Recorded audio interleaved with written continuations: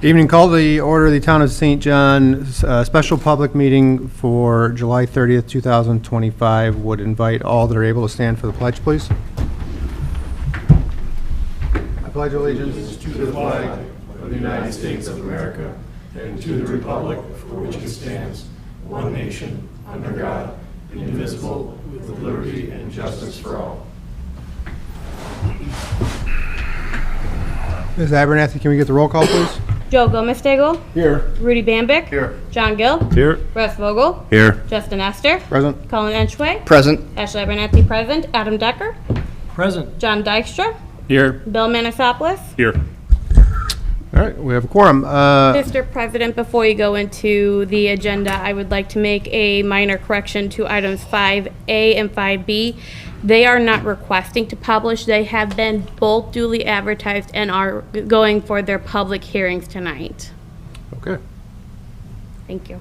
As the heading says, public hearing. Correct. Okay. Agenda item 4, approval of minutes. Item A, the June 4th, 2025 study session meeting minutes. I assume everybody's had the chance to review them. Questions, comments? If not, I would entertain a motion. I'll make a motion to approve the June 4th, 2025 study session meeting minutes as posted. I'll second that. Motion by Mr. Gill, second by Mr. Emshway. All in favor, so indicate by saying aye. Aye. Carries 7-0. Item B, the June 18th, 2025 public meeting minutes. Would entertain a motion.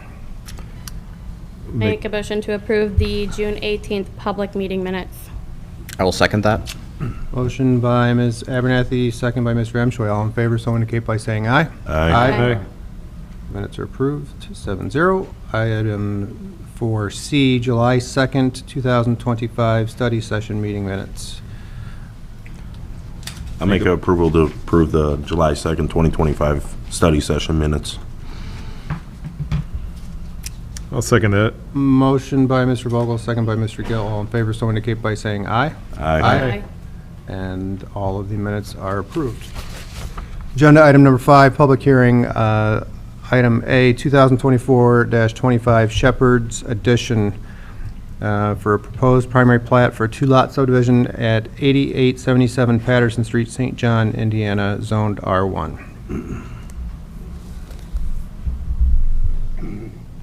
Good evening. I'm representing Chris Shepherd, the owner of the property. I'll just recap a few things from our study session that I've already talked about. It's one of the many irregular shaped parcels along Patterson Street. Patterson being a winding road, it predates the Civil War, that in 93rd, and they just followed the contour of the ground. So all these parcels along there from 93rd all the way up to 85th, they're all regular, odd shapes. You can't really tell where property lines are unless you have a survey. Some are very small, some are large. This parcel in particular was 18 acres in the late 1800s.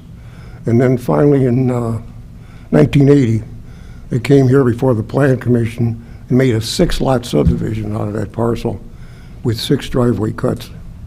Mr. Shepherd then purchased the property and made a 1-lot subdivision for the house that's there now. And you know there's this large pond there in the center. So far, what's been cleared up on it, first of all, let me say the purpose of why we're here tonight for a 2-lot is his father lives in the house that's there now. He wants to build a house there too, move his family there. So he needs another lot in order to do that. So we want to divide it into 2 lots for that reason.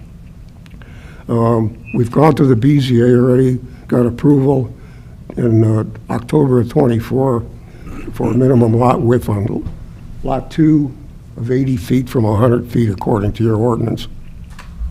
We also got a letter from Robinson Engineering that the plat is satisfactory on all the technical issues. We also submitted a drainage plan. The property was in a flood zone designation. We were able to secure a change in that with FEMA, and we received a LOMA on the entire property. So it's now totally out of the floodplain. That was in December of 24. So it's taken some time for getting these things done. FEMA doesn't work that quickly. So that issue is out of the way. Basically, he's looking at building a house somewhere along the frontage of Patterson Street, by the pond, up to the pond, and having his driveway tie into the existing driveway. So there's no more road cuts that are planned that are going to be put on this property. Still just one single drive that exists right now. The contour of the property, drainage, is going to remain the same. We submitted a drainage report to Robinson, but there's no changes to the drainage that affects the property or adjoining properties. There's no need for that since it's only building a house there. So we're not doing anything else with the property. I just want to go through a couple of facts here. Both lots exceed the minimum lot area for R1. Far exceed those numbers. This is for your subdivision control. No changes to current drainage. All utilities, town sewer, and also public utilities all serve the property now, and that's where the tie-ins will be. So there's no need to run any new sewers or water or anything else. They're all already out on Patterson Street, and they serve that house on Lot 2. No additional road cut, as I said. There's an access area on its drive, and in that front of that lot for Lot 2, the access, is also a access easement, so that the owner of Lot 1 can also access that roadway to build a house for that house, and then also for, obviously, to access Lot 2. So they're both as a common access point with an access easement. And that's going to be dedicated also with the final plat, but it'll be shown on there. There's no increase in density, no changes in that other than the footprint of one house on 11 acres. That's the increase in density, so there's no problem with that situation. And again, only one driveway in the house over 13 acres. Basically, it's pretty simple. That's kind of sums up the whole situation. He just wants to build a house there on Lot 1. Now, he will, at time, he's an architect, his plans to do all of this. He's trying to close up a business in Portland, Oregon, and then move back over here to St. John is what he says his plans are. At that time, he will come into the town with a site plan for site plan approval, engineering approval, according to your ordinance, and show all the grading for the house, utility connections, and so forth. This is nothing different here than what you're going to approve a plat of subdivision that you would do for a 400 lot subdivision, and then you come in later, get building permits and site plans. Same situation we have here. Any questions? Anyone, questions, comments? No? Mr. Dykstra, you're otherwise satisfied from an engineering perspective? Yeah, all comments were met. Okay. All right, with that, we'll go ahead and open the public hearing. Just so everybody knows, this is the opportunity for any members of the public who would like to come up and speak for or against this proposal. You just need to give your name and address for the record. So I'll open the public hearing. Second call for any public comment. Third and final call for public comment. With that, public comment on 2024-25 Shepherd's Edition is now closed. So you can step back up. You can come back up.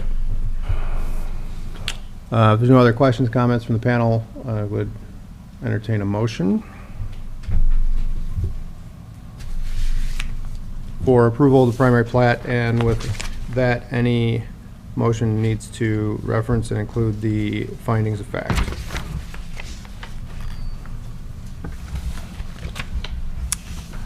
I'll make a motion to approve the final plat with the findings of facts. I second it. Motion by Mr. Vogel, second by Mr. Gomstigl. All in favor, so indicate by saying aye. Aye. Opposed? It is approved 7-0. Thank you. Thank you. Item B, 2025-14, Boyer and 9301 Corner LLC, request for rezone from C2 to PUD for a two-lot subdivision located at the southeast corner of Wicker Avenue and 93rd Avenue. Mr. Boyer, good evening. Good evening. I am Bruce Boyer of Boyer Properties, and with me tonight is James Huss of DVG. And we are seeking approval for a commercial PUD zoning for the property located at the southeast corner of 93rd and Wicker. There's an existing vacant building right on the corner. Our plan is to create a two-lot subdivision there, tear down that existing building and replace it with a new two-story masonry bank building with some drive-up lanes. We also are dedicating some right-of-way along 41 for a future right turn lane for the town. And we've included in our development plan some signage issues and we're going to be doing some work on the existing office building property too, to clean up some of the parking and drive aisles over there and expand a little bit of that stuff as part of the work here to do the bank at the corner. So. All right. Anyone on the panel, questions, comments? So, I've read through the planned unit development. I had minor corrections that have already been made, submitted. I have no additional concerns with the planned unit development. I think it would be a great cleanup for the corner, in fact. But Bruce has been very thorough in his PUD packet, including what the development plan is going to look like and the signage plan, and very outlined in what can and can't be allowed on there. So the PUD itself is ready to go and is ready for public hearing tonight. The initial intent had been to have both the primary plat and the PUD ready tonight. Fortunately, there's been some timing issues. The PUD is ready to be acted upon tonight. The primary plat is lagging behind a little bit, so when we go through the public hearing, I would recommend any motions after the end to defer the primary plat and leave the public hearing open on that one. One other item I should have mentioned, we also are providing an area right on the corner for a municipal sign for the town. We were asked early on to provide a space for that and an easement, so we're including that as part of our PUD also. Questions, comments? No. I think it'll be nice to clean up that corner, if you ask my opinion. So, okay, with that, Mr. Dykstra, is there any engineering issues? Nothing yet. Nothing yet, okay. I mean, we're just at the rezone at this point, so, yeah, okay. All right, with that, we'll go ahead and open public comment for 2025-14 Boyer and 9301 Corner LLC. Any member of the public who would like to come up, you're invited to do so. Second call for any public comment. Third and final call for public comment. With that, public comment is closed. Mr. Boyer? With no other comments, discussion, the chair would entertain a motion. This would be to recommend to the town council for the rezone from C2 to PUD, Correct. with the comment that it would be deferring on primary plat. That will take on a second action. Yeah. I'll make a motion to send a favorable recommendation to the town council to rezone the corner of 93rd and 41 from C2 to PUD. I'll second. Motion by Mr. Gill, second by Mr. Bambick. All in favor, so indicate by saying aye. Aye. And you're all set. Thank you very much. Thank you. Have a good night. Item 6, old and new business. Mr. President, before we move on to item 6, could we please get a motion to defer the primary plat and leave the public hearing open on that item to the August meeting? Sure. I'll make a motion to defer the primary plat and keep the public hearing open to the August meeting. Second. Motion by Mr. Gill, second by Mr. Vogel. All in favor, so indicate by saying aye. Aye. And that is deferred. All right, agenda item 6, old and new business, item A, 2024-18, Rose Garden Unit 3, Block 3, proposed final plat for a two-lot subdivision for Rose Garden Addition Phase 3, Block 3. Mr. Reddick, good evening. Good evening, Doug Reddick with DVG. Mike Granissi is also here tonight, the developer of Rose Garden Addition. So we are here tonight to request final plat approval for the last 2 lots of Rose Garden. We've decided months ago to terminate this road, Willow Lane, with a cul-de-sac. These lots were always planned for. We just had to change the geometry a little bit to accommodate the cul-de-sac. Detention was already provided for, utilities were already accounted for, all the improvements are installed, including the pavement. I believe there's an outstanding item, the light pole, the street light has on back order, but he's bonded for that. I believe all the fees have been taken care of, and we're in the home stretch here and requesting final plat approval. All right, questions, comments, anyone?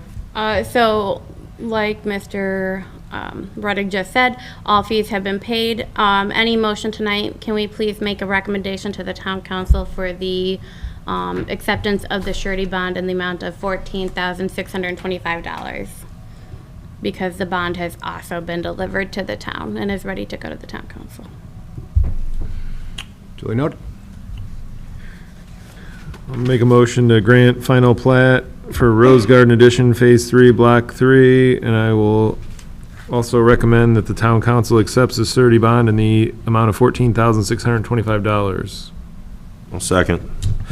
Motion by Mr. Gill, second by Mr. Vogel. All in favor, so indicate by saying aye. Aye. Opposed? Thank you very much. All set. Item B, 2025-09, Grace Church waiver request from St. John Municipal Code 21A-44 Sub A from the curb and gutter requirement.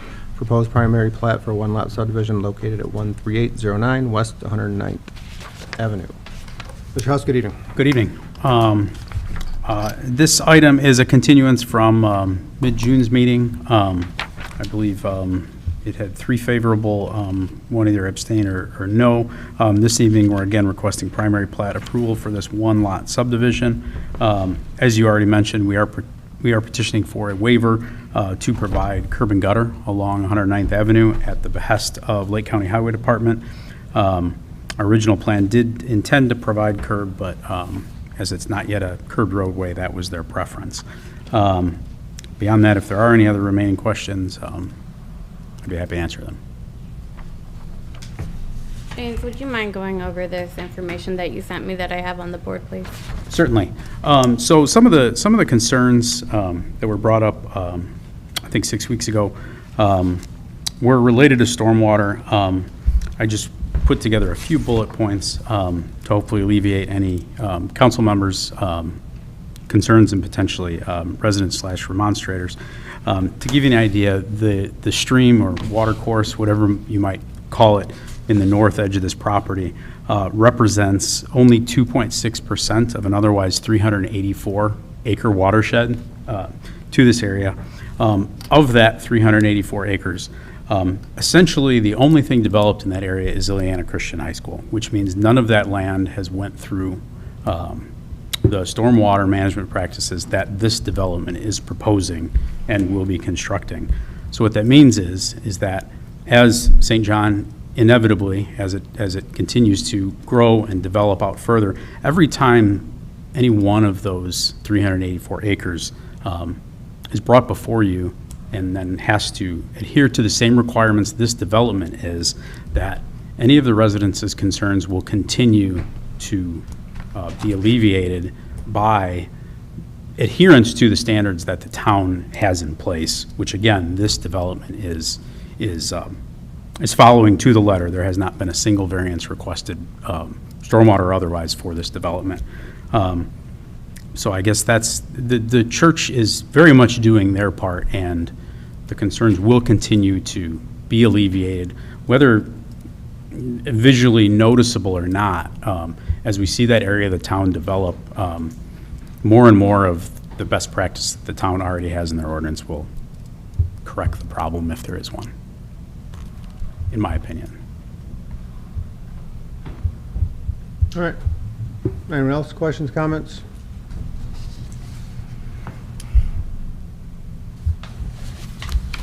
So instead of a curb and gutter, what methodology for, The Lake County Lake County Highway Department specifically asked for, I believe it was a 1 foot of asphalt pavement beyond the edge line and a 2 foot aggregate shoulder beyond that. So that's what we are proposing. okay.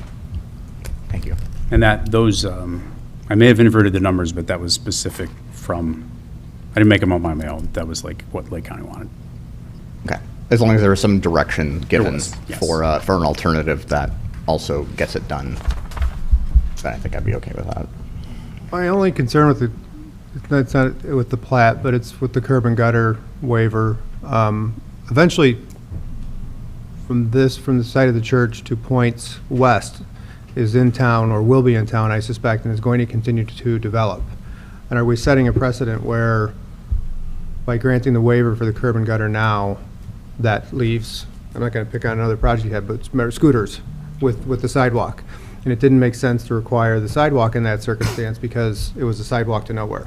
But I guess I'm more concerned about future plan commission members having the public up here saying, why didn't this plan commission require curb and gutter now as opposed to, 10 years down the road when the rest of that part is developing and they're all required to have curb and gutter? Because they arguably, if they're within town at that point, then the ordinance would apply, right? And I completely understand all of that.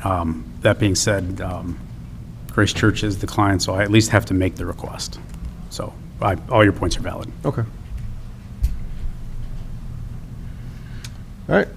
Questions, comments? I can advise that when we met with Highway, it was not unnoted that eventually, at one point in time, somewhere down the future, whether it be in 1 year, 10 years, that eventually 109th would end up being in the town's jurisdiction. Unfortunately, because right now it is in county's jurisdiction, in order for them to be able to pull any type of road cut permit, they have to adhere to kind of what county's requesting for them. They are, I can say that as they grow, they do intend to come in for a second phase. And Adam, would it be something that during that time we could possibly look at curb and gutter if everything's in town, or? Well, I think the request is for a waiver with regard to their application that's pending, their proposed primary plat for a one-lot subdivision. So unless they seek some amendment of the plat, or they're going to take some action that requires the Plan Commission to review another plat application, my short answer is no. I don't know that the Plan Commission could require require that curbs and gutters be permitted as part of the waiver. Now, I think the Plan Commission has the ability to make a waiver somewhat conditional, or if it's going to consider a waiver of curb and gutter, it could do so, make it contingent upon any further development activities. If that is going to occur at some point in the future, then it could be revisited, or it could be required to be brought before the Plan Commission. But unless that's done, if there is no change in the plat, I don't think the Plan Commission could require curbs and gutters in the future. So. Once primary plat would be approved, that's done. But if it's done with the waiver, that's correct. yeah, I think it'd be more comfortable if we could put the condition on it, just so in case there was anything in the future, then it could be revisited, if that's allowable. Right. Well, our currently the ordinance does provide for the payment in lieu of installation, which is payment of 90% of the cost of curbs and gutters in lieu of the actual installation. That money's paid to a fund that's maintained by the town that can be used anywhere in the town. So it doesn't specifically address the concerns at this location, or it wouldn't be, set aside for that purpose. But if the town eventually did go put the curb and gutter in and the payment had been set aside in lieu of, at least we protected that interest at the point of primary plat. Whether that money goes towards that or not, we at least took that into account, right? Right. That fund could be used as a source of funds to install if the town decided to do so at that point.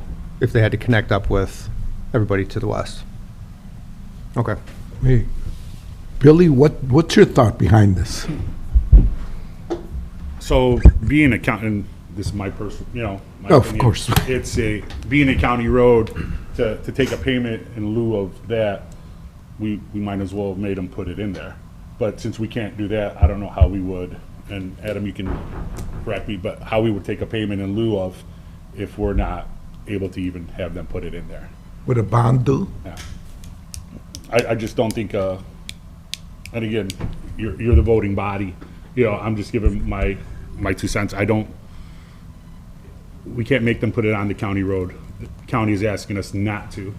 I don't know how we take a payment in lieu of for future development. Now, if they come in and change it, their plat 20 years from now, then they would have to, adhere with what's going on. Okay. Anyone else? Questions, comments? If not, the chair would entertain a motion for approval of proposed primary plat for one lot subdivision with the waiver request for the curb and gutter requirement.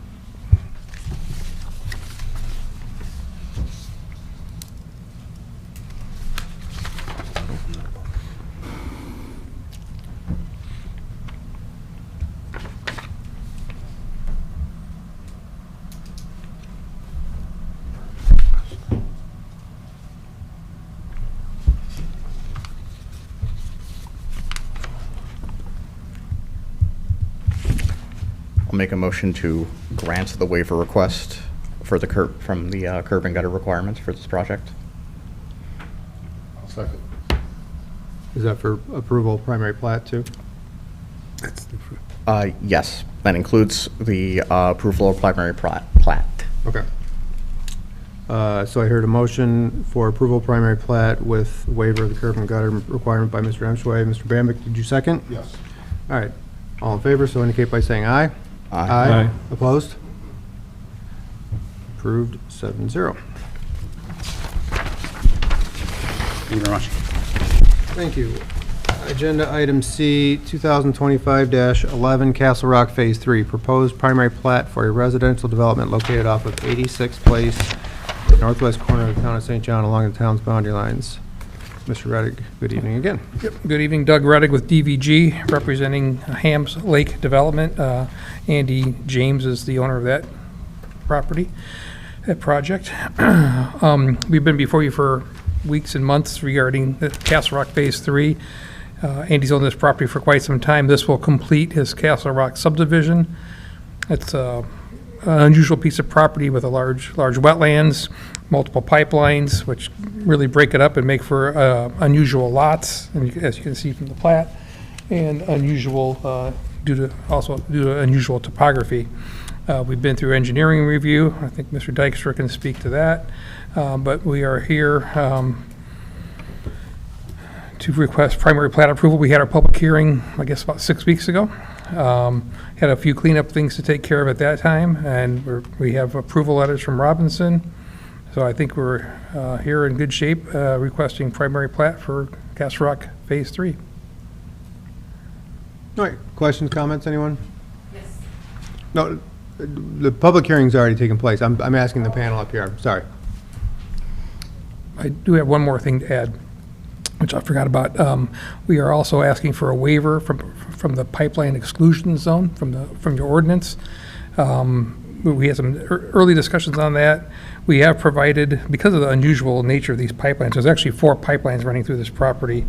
Your ordinance was changed some time ago to ask for an additional 50 feet from the easement lines for these pipelines. And we are requesting a waiver from that, where whenever possible, we have dedicated additional land, and we're in the range of 40 to 50 feet from the pipelines to any proposed structures. But we are formally asking for a waiver from that item of your ordinance as well as primary plat.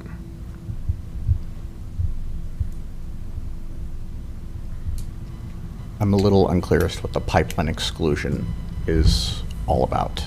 So are you looking for the full thing or the full blast zone? You don't want a blast zone at all? We're reducing it. So instead of 50-foot, we're putting on, we have extra 10-foot, 20-foot building lines depending on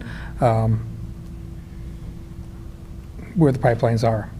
And some of the easements are, 80 feet wide, so we're 40 feet from the pipe to the edge of the easement, and the exclusion zone is almost too restrictive. It was asking for an additional 50 feet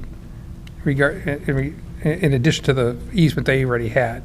So we tried to give 40 to 50 feet from the pipelines in all instances, instead of 80 to 90 feet.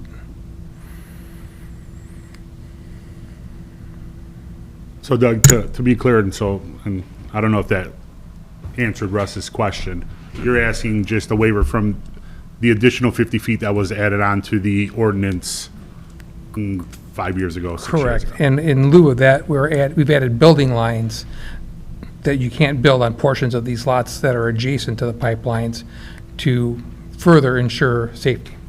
It's just a reduced amount. They're not asking for the whole thing, Russ, just. They're asking for the whole thing? Just No. They're not. the additional 50. Right. I think there has to be something. I don't, there has to be some type of blast zone. We had to have 50 for a reason. Yeah. I mean, I've talked to pipelines about this, and theirs is roughly 25 to 30 feet, Right. I mean, they're. And we have that and more. But then you come to the point of Silverleaf where you can't even put a fence on the property because of that, because there was no blast zone up there.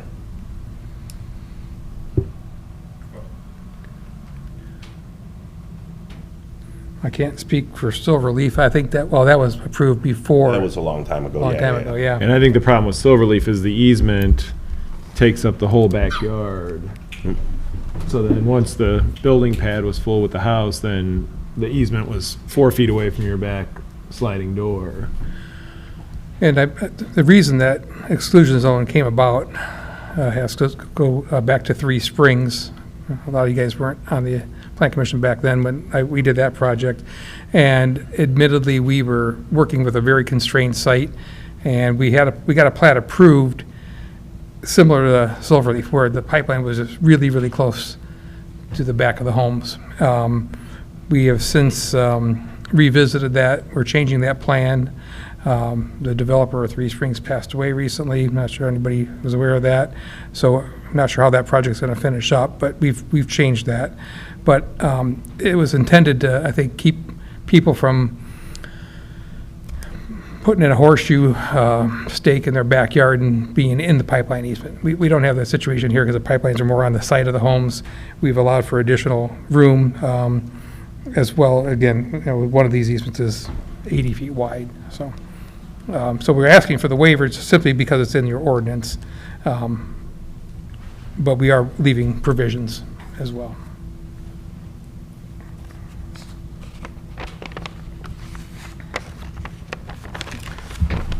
And what's that pipeline contain or carry?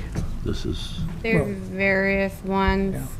You have gas, you have, I think, airplane fuel, or airplane fuel. They carry different products. Yeah. Sure. But we typically call them high-pressure petroleum. So it could be fuels, gases, unrefined fuel, even natural gas. I don't think any of these are natural gas, but I think they're mostly liquid fuel.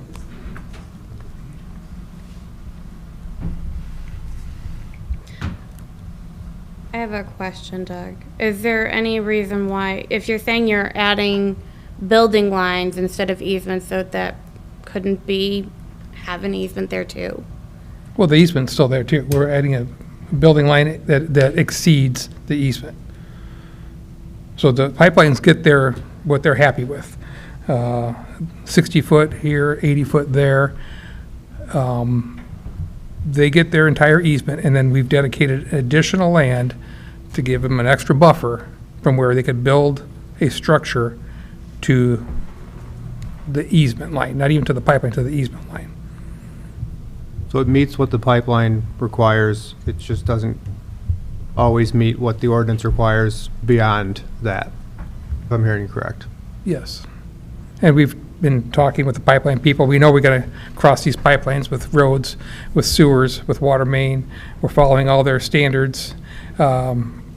we have the luxury here, the pipelines they're usually 4 feet in the ground or so, and most of our utilities will go underneath theirs, and so they have to be out there whenever there's any activity. We're following all their procedures as far as amount of cover over the top of the pipelines. So we've not got any pushback from the pipelines at all on these plans.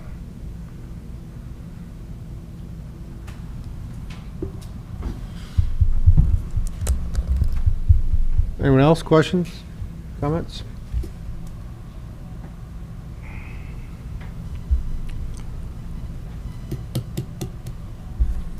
I'm going to go back to a comment you kind of talked about earlier about the precedent this would set.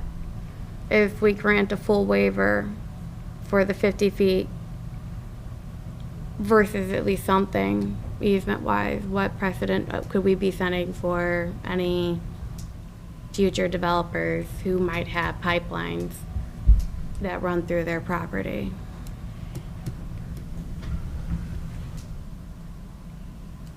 Okay.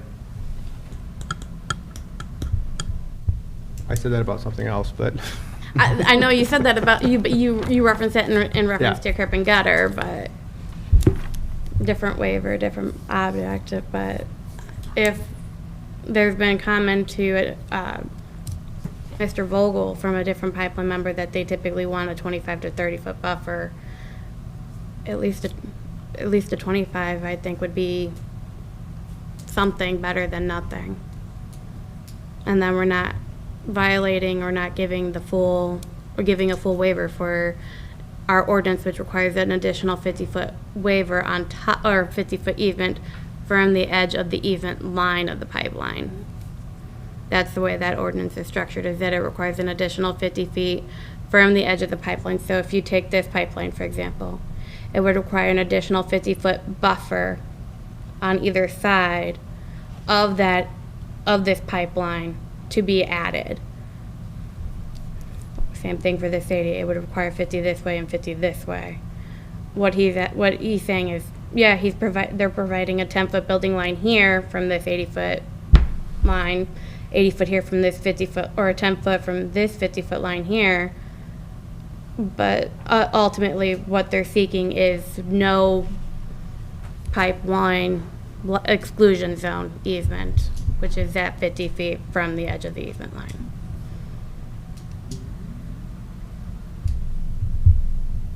how many parcels does that affect? 1, 2, 3. Actually, about 8 of them. And again, some of these lots are big, so we have the luxury of moving the houses even further. So originally, I guess I could commit to this, we could agree to 50 feet from the pipelines instead of 50 feet from their easement line. That seems, and we're not quite there, we're close to that. If we're at 35 feet here, 40 feet there, 50 feet on some of them, because it's already a 80-foot easement, half of that is 40, plus the additional 10, you know, we're at 50 feet from the pipeline. So we'd be granting up to half of a waiver, 25 feet of the requirement, right? So if Pipeline requires 25. If we said no more, no closer than 25 beyond that, so 50 feet total, that's what you're proposing, right? That's not what I'm proposing, but I'm not saying we can't agree. Well, that was the unique thing about the last one when it was brought into ordinance, is that you have a certain width easement and the pipeline can be anywhere within there, and then our ordinance just generically said add 50 feet onto the side of the, so the pipeline itself could be all the way on the far west side of the easement, but you still got to add 50 feet onto the east side. So then you're, you know, let's say 110 feet away from the actual pipe, but you're just adding on to the easement. So I think Doug's trying to say that And in this case, they're they'll all- mark out where the pipe is. They're all in the middle of the easements. So they're not, I've seen them where they're 6 foot from the edge of a 60-foot easement, but that's not the case here either. They are in the middle of their easements. So then what you're proposing is instead of having the blast zone easement start from the easement line, you're requesting that you identify on here where the pipelines are and then putting in a 50 feet from the edge of that pipeline. We could modify the plan to do that, yes. And then what I'll do is I'll change these building lines to a bigger number to accommodate 50 feet from the pipelines. That would sound more logical. I think that's a reasonable compromise to not just grant a blanket waiver for the ordinance, but to still make sure that the spirit and the concern with, how close anyone is to the pipeline is adhered to. When you talk about high-pressure fuels running underground, like, Sure. Call 811 before you dig, that's all I'm going to say. So maybe we could rephrase that to ask for a waiver, instead of a waiver eliminating the pipeline exclusion zone, we'll make sure we adhere to a building line that no less than 50 feet from the pipelines themselves to accommodate a 50-foot blast zone, if you will. I would be more comfortable with that. Yeah. Agreed.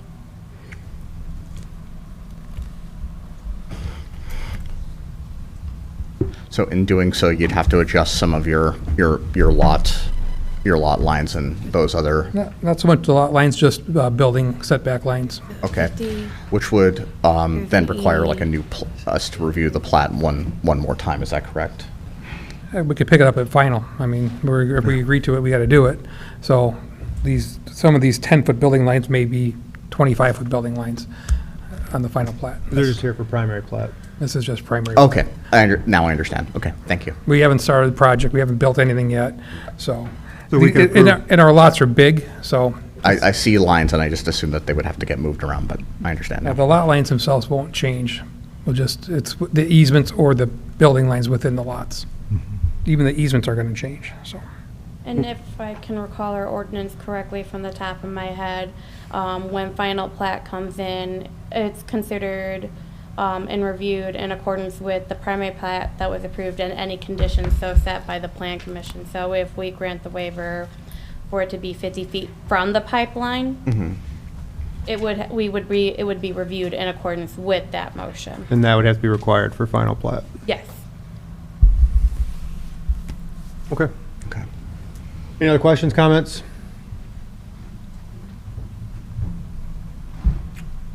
There being none, the chair would entertain a motion for approval of primary plat. I'll make a motion to approve the primary plat for Castle Rock Phase 3 and granting the waiver, but not a full waiver, instead of following the waiver from the 50-foot from the edge of the easement line to have the blast zone easement be from the edge of the pipeline instead.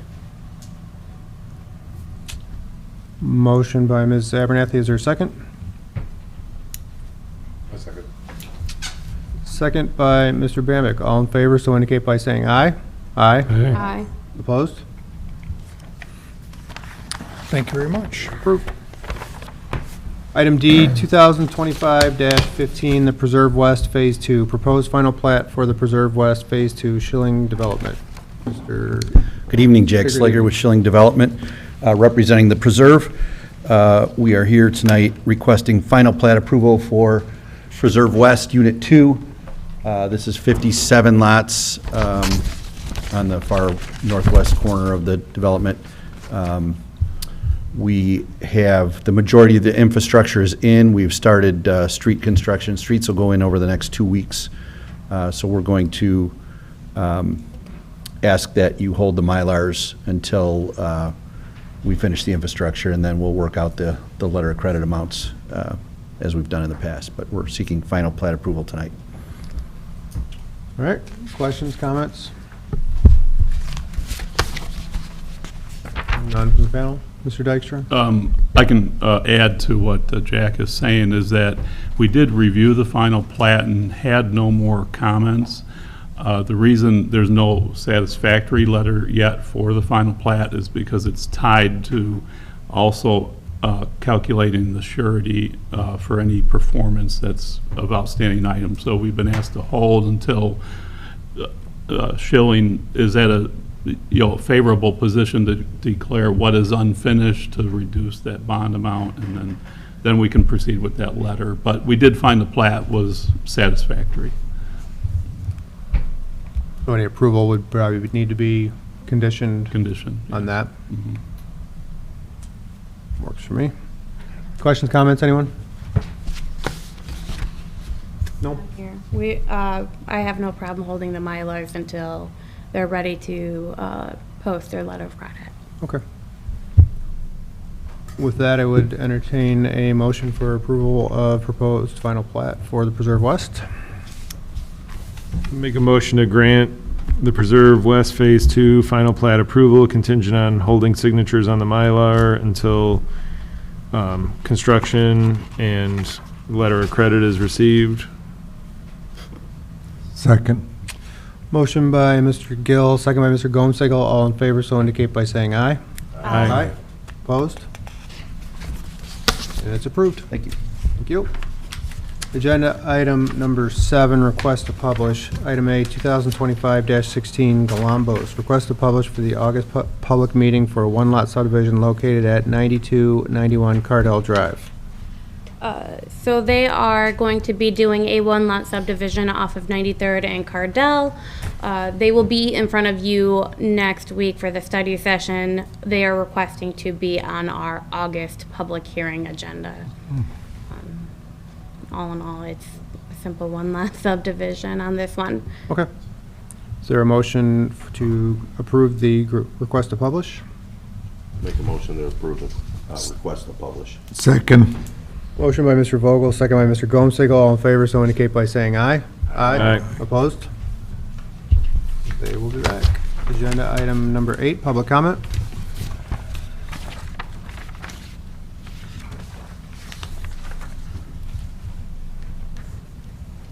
Just need your name and address, please. Yep, my name is Patrick Griffin. I own a home at 10671 Moraine Drive, Greystone subdivision. Last month, several of my neighbors behind me attended this same meeting for the building of Grace Church. They stood before you sharing concerns of the current erosion problem we are facing. They have shared their concerns on how this church will add to that problem. I'm here tonight not to repeat what they've expressed, but to respond to a few very concerning comments that were said from this board. First, the comment that 2 of you made about the detention basin helping the erosion problem is false, stating that the rain from the water from the 9.3 acres is already draining towards the creek, unrestricted, unregulated, is just an opinion. You have no proof. One Indiana study compared tilled versus no-tilled fields. They found that a tilled field with crops had only 34% as runoff. That means 66% was absorbed into the ground. A non-tilled field crop had 15% of the rainfall became runoff. There was a rain simulation study conducted in Pennsylvania in 2016 that found similar results. I can go on with multiple other studies from accredited sources that farm fields absorb more water than runoff. I can also tell you for a fact that the church and the detention basin will collect and dump 100% of that water into the creek, regardless of the discharge rate. You're forcing all the water from the 10 acres into that creek, and it's not natural. Second, aerial photos from the creek were shown during last month's meeting. They went back only 2 years. Why does this matter? A study on the Minnesota River concluded that an active flowing river can take 5 to 10 years to properly show erosion on aerial photos. A study on this central Iowa creek, a slower river, took 20+ years to show erosion. My point is, just because aerial photos do not show a dramatic change after 2 years does not mean that there is not a problem and there will not be a problem in the future. If you don't believe us, I suggest each of you come out and take a look, get a real understanding of the issue. No picture can tell you what we are experiencing. The meeting last month showed me that St. John Town Council has a systemic problem of approving construction projects that cause real property damage just because it's within code or requirements were met. Not only is Greystone and Castle Rock, which one of the residents just left because we didn't get to speak, are having issues, so is Silverleaf and Saddle Creek 2 subdivisions north of Greystone connected to the same creek. This is not the first time somebody has brought this to you guys, and you guys refuse to help. Finally, I'm not opposed to this church. I'm opposed to the drainage plans presented. Regardless of the rate of discharge, the volume of water going to that creek is increasing. I believe that gentleman from Grace Church had mentioned that a lot of the area has not been developed. You guys keep dumping into it, the volume will keep increasing, our properties will continue to be damaged. This is not a drainage ditch regulated by the town of St. John or Lake County. I'm going to say that again. This is not a regulated drainage ditch. You can't keep dumping water into the creek without consequences. The creek is at maximum water capacity, and I ask you to reconsider until we can get this fixed. Thank you. Thank you.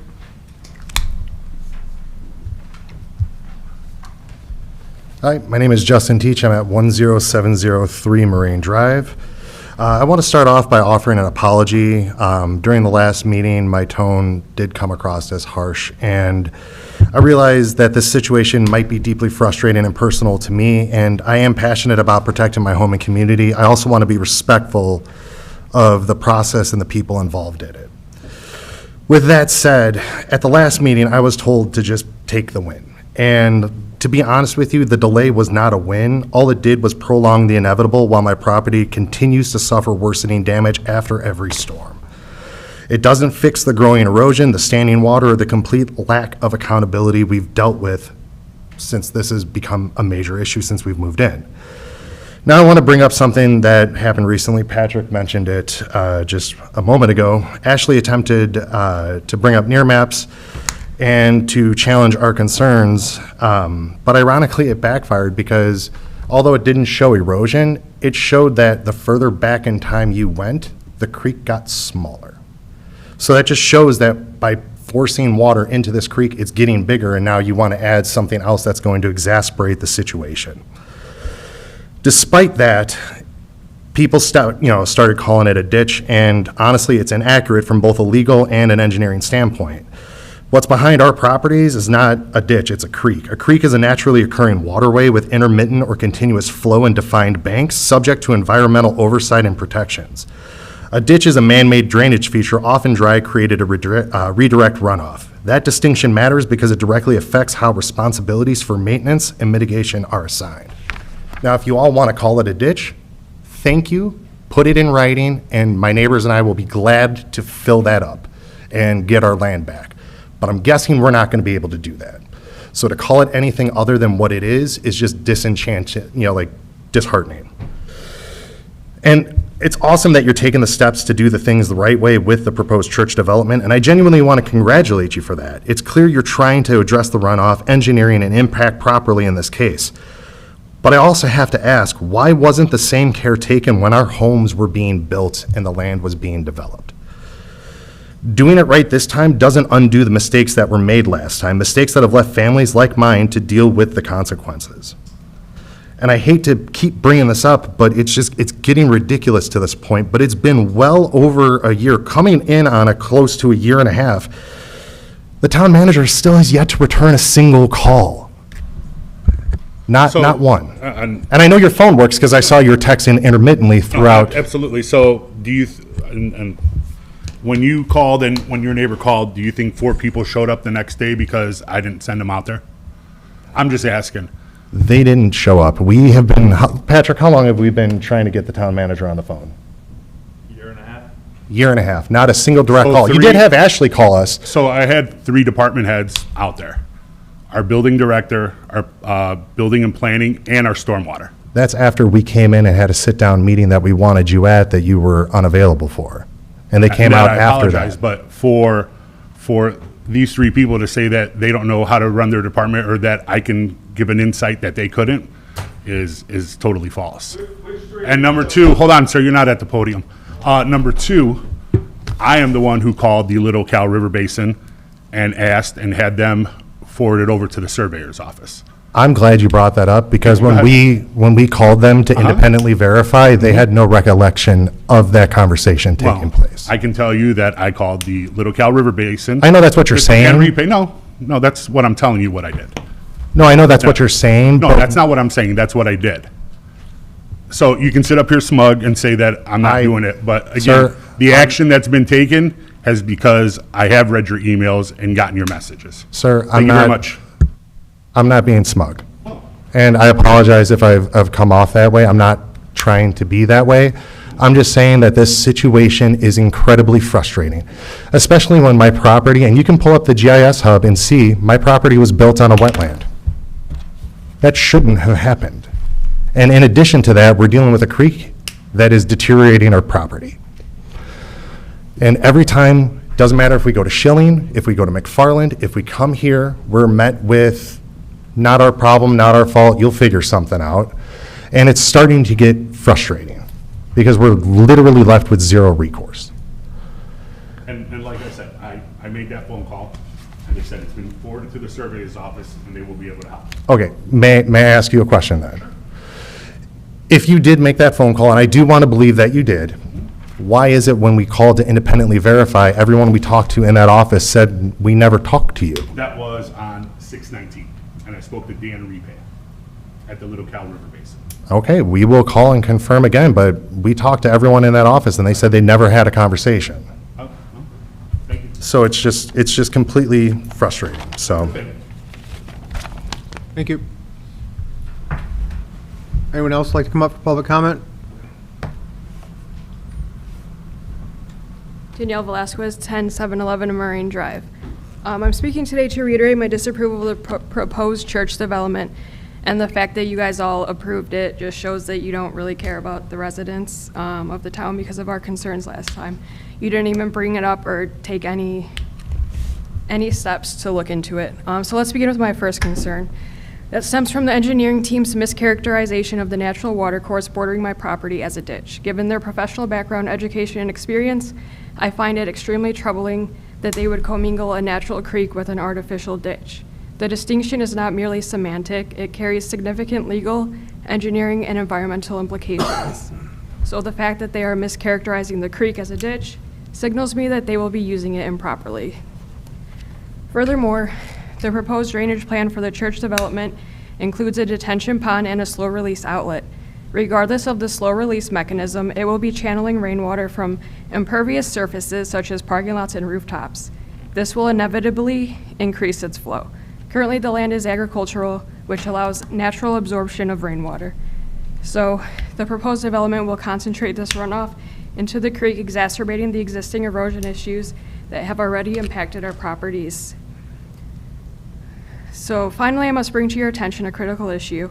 My house was constructed on what I now understand to be a wetland, extending beyond the established barrier line that was created for the wetland. We received no disclosures or warnings regarding this, nor were any permits pulled. We checked with the Army Corps of Engineers. As a result, my home is experiencing structural issues, including sinking. Considering this, it is exceptionally difficult to trust that the current project is being developed and managed with the necessary due diligence and proper oversight. My 3-year-old son is unable to play and enjoy his own backyard. The severe slope created by the erosion, combined with the inherently slippery conditions due to the wetlands, poses a direct safety hazard. We explored the possibility of installing a fence as a potential mitigation. However, contacting multiple fencing companies for quotes and discussing the project, we found that none returned our calls once we provided them with the survey and our address. This pattern suggests a reluctance to undertake work on the property, which raises further questions about the suitability, safety, and legality of the land in its current state. The concerns of the residents and taxpayers of this town should be paramount for every member of this committee. Since you voted to approve this development without adequately addressing these critical issues, you demonstrated a disregard for the well-being and property rights of the community. In other words, you voted against my 3-year-old son having a safe backyard and voted against the taxpayers and residents of this town for a church that doesn't pay taxes. Thank you.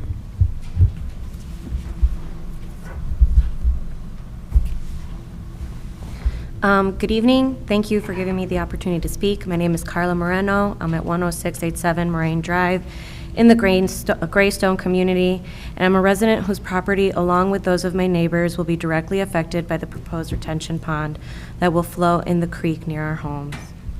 Echoing back to what I said last time we were here, I'm deeply concerned about the serious impact of this project. The increased water flow from the retention pond into the creek is likely to cause significant erosion on my property, threatening the stability of my home's foundation. This could lead to structural damage, decreased property value, and safety risks for my family. Beyond my own land, the heightened water volume could exacerbate flooding risk, degrade water quality in the creek, and harm the local ecosystem, affecting wildlife and vegetation that our community really values. When I purchased my home, I was told that no more than a few inches of water would pass through, but we are at several feet.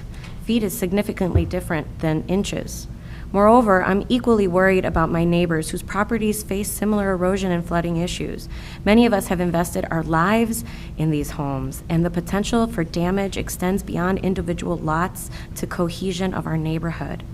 These impacts could lead to costly repairs, reduced property values, and diminished quality of life for multiple families. I recognize the importance of managing stormwater effectively, and I'm not here to oppose progress. Instead, I'm eager to work with the council and the church to find a better solution that protects our community and our families without jeopardizing private properties or the environment. I respectfully urge the council to pause and reconsider the current plan, engaging the affected residents to develop a solution that safeguards everyone's interest. I'm committed to being a part of that collaborative effort to find a fair and sustainable resolution. Thank you for your time and consideration. Thank you. Thank you. Anyone else for public comment?